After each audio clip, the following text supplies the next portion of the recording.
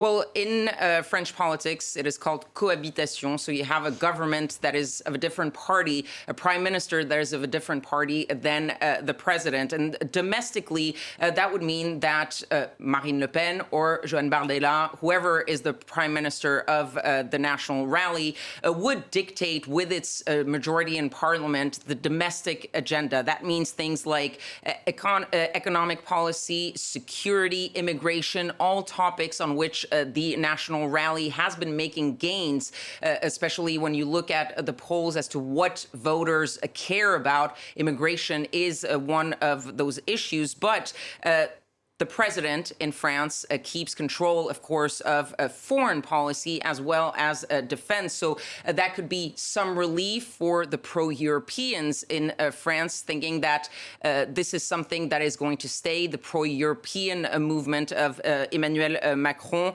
against the National Rally, which is traditionally eurosceptic, less inclined to support Ukraine, questioning NATO and being in the military command of NATO.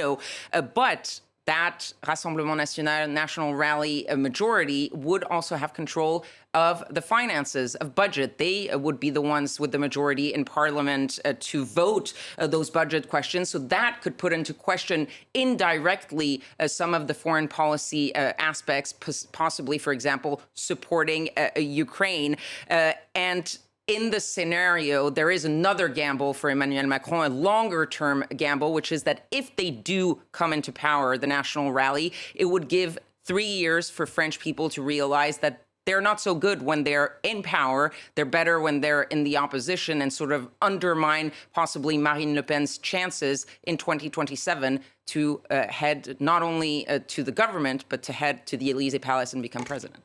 Okay, thank you very much indeed.